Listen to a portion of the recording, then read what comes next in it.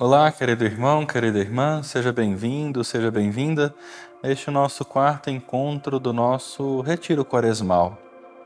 Aqui estamos fazendo este trajeto com a liturgia da palavra, mas também com uma abordagem existencial para sairmos um pouco da mesmice e realmente fazermos uma experiência diferente com esse tempo da Quaresma. Nós já estamos enquanto igreja celebrando o terceiro domingo da Quaresma. E o evangelho que é tirado pela igreja para este domingo é o evangelho de João 2, 13 a 25. Qual que é a explicação dessa passagem? Jesus que vai ao templo e lá encontra os cambistas fazendo a casa, o templo de Jerusalém como um comércio. A gente vê muito por aí, ao redor das nossas igrejas, não vou falar quais, mas a gente fazendo comércios e pessoas vivendo da fé dos outros, né?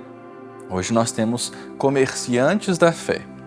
E Jesus questiona essa questão do templo, apresenta o templo como lugar sagrado, como casa de oração e não como um comércio, como a feira que você tem no seu bairro.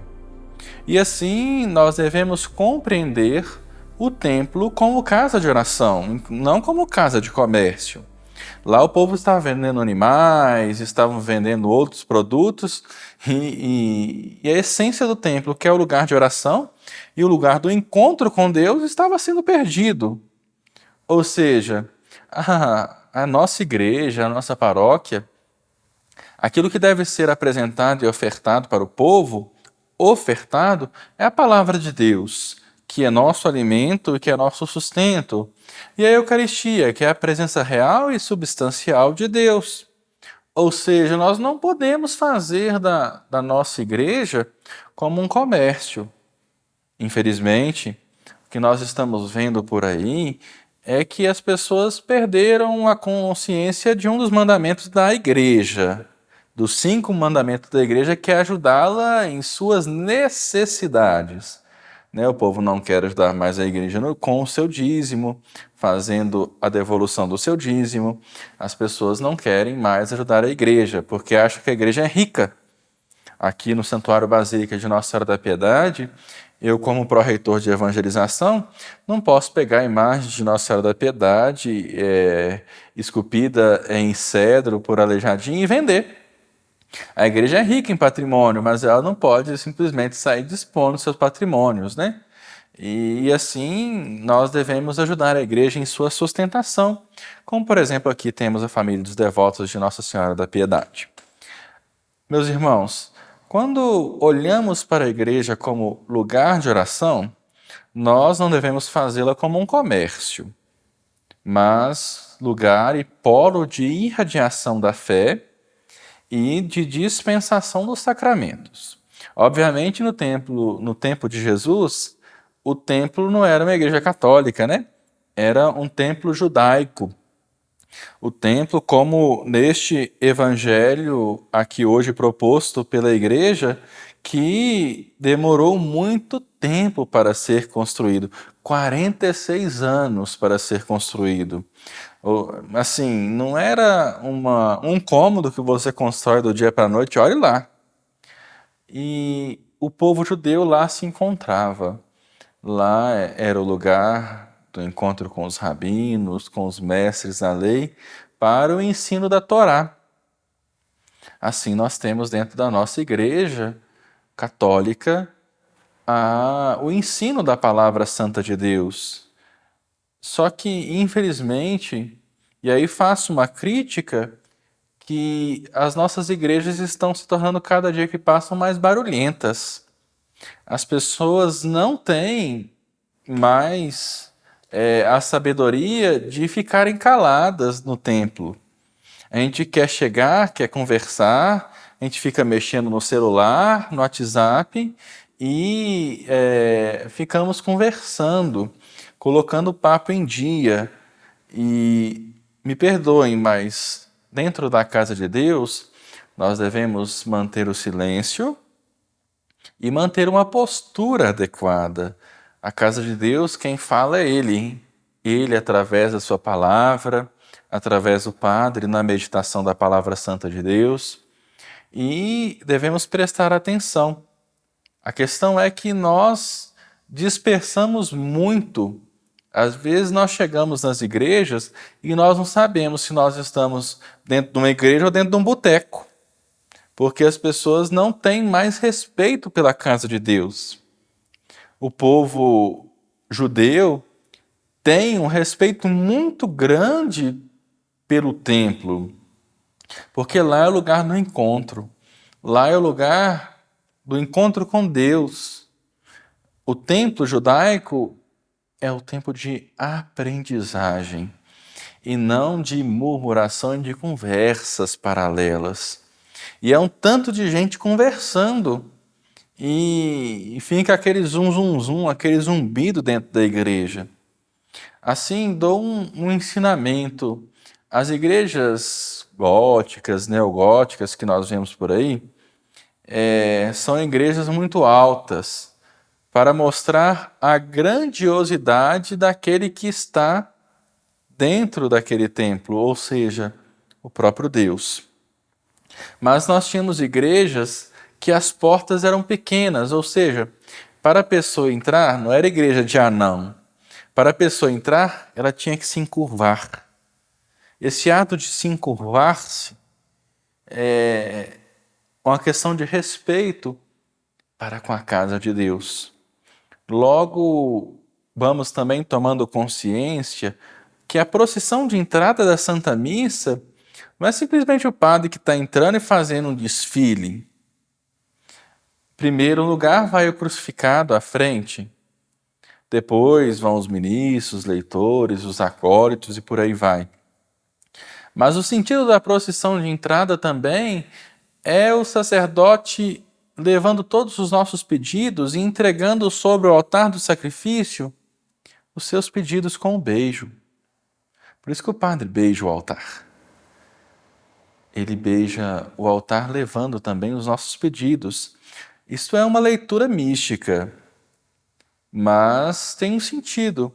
Agora, se você chega na casa de Deus, na sua paróquia, onde você vai, e você fica conversando, que pedido que vai ser apresentado a Deus? O que será levado ao altar do Senhor? Assim, o templo é a casa de oração. E a oração está entre você e aquele que te criou. Portanto, fica esse ensinamento. As nossas igrejas são muito barulhentas. E, às vezes, alguns padres, para acabar com o barulho, vão lá e colocam Nossa Senhora no meio e falam para os ministros, vai lá e reza o terço. Ou se não, para o povo calar a boca, vai lá e reza uma Ave Maria. Não, gente. Nós devemos ir para a igreja com a consciência de que lá é o lugar do sagrado, é o lugar de oração, é o lugar de você conversar com Deus. Na Igreja Católica, muitas pessoas de fora dela nos questionam que nós temos muitas orações e às vezes falam que elas são repetições. Sim, são repetições, mas para nós que cremos, é a forma de nós externalizarmos a nossa fé.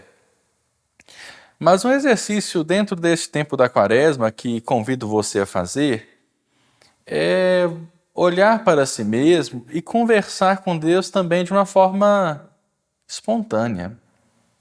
Sabe como você conversa com seu amigo, está partilhando a vida, as alegrias, os sofrimentos? Te convido a fazer essa experiência com Deus. Ao chegar à igreja, como a gente ensina para os coroinhas, para as crianças, o primeiro lugar que você deve ir é a Capela do Santíssimo. Ou ao sacrário, que fica ao centro da igreja, em algumas igrejas. Converse com Deus. Faça reverência à vênia ou à genuflexão, que é ajoelhar-se somente com uma das pernas, e conversar com Deus, mostrar que você veio para fazer o encontro com Ele.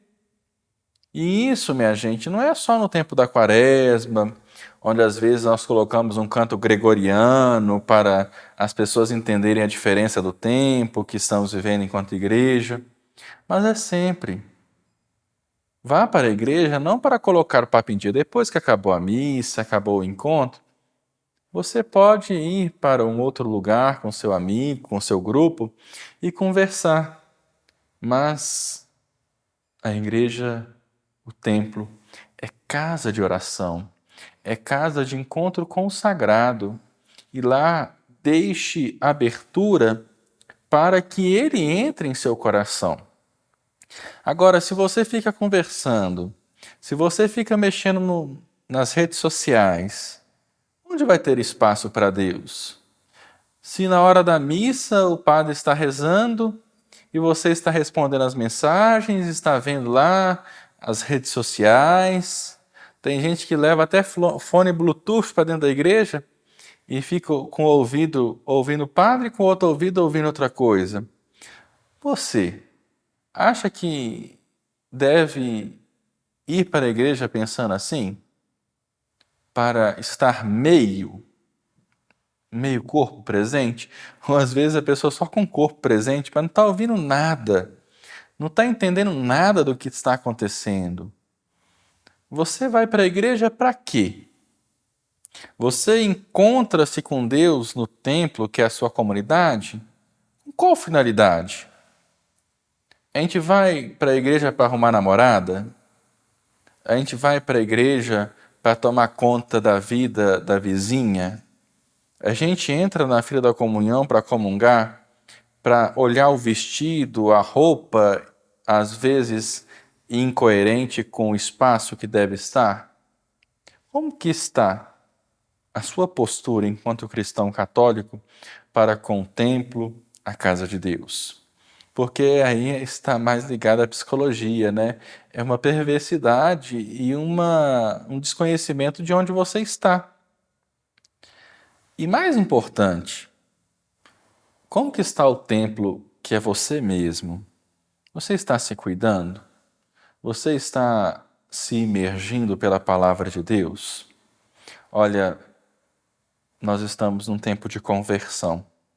O padre aqui não está jogando um tanto de coisa na sua cara, mas está mostrando para você que onde você entra, ou seja, no templo, não é qualquer lugar. É casa de Deus, é casa de oração. Por isso merece silêncio, merece reverência, merece respeito. Nos portemos nos lugares onde estivermos, mediante as posturas necessárias para aqueles lugares. Porque, infelizmente, nós estamos achando que a igreja é qualquer lugar. E, infelizmente, isso é algo inerente à realidade humana. Porque se algo se torna rotineiro, se torna familiar, se torna normal. Ou seja, da forma que eu entrei na igreja a primeira vez, eu vou entrando outras vezes e eu vou desleixando. E a fé não pode ser uma fé desleixada.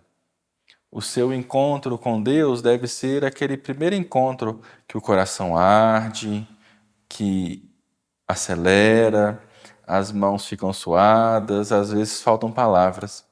Eu acho que esse é o desafio do cristão no tempo da Quaresma, em todo o tempo da igreja, fazer-se rememorar daquele primeiro amor e não fazer com que as coisas dentro da igreja se tornem uma mesmice, algo repetitivo. Portanto, meu irmão, minha irmã, nesse retiro te convido a sair da mesmice, sair da mesquinhez e buscar a essência e a verdade que você experiencia, celebrando o mistério da fé dentro de sua comunidade de fé. Que Deus te abençoe e que você possa todos os dias tomar consciência que o templo é casa de oração, não é um lugar qualquer, mas é lugar de se encontrar com aquele que te chamou por primeiro. Deus te abençoe.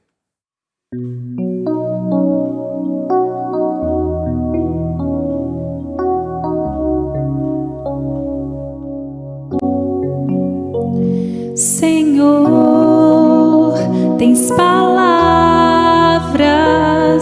de vida eterna. Senhor, tens palavras de vida eterna. A lei do Senhor Deus é perfeita, conforto para a alma. O testemunho do Senhor é fiel, sabedoria dos humildes. Senhor, tens palavras de vida eterna. Senhor, tens palavras de vida eterna. Os preceitos do Senhor são precisos,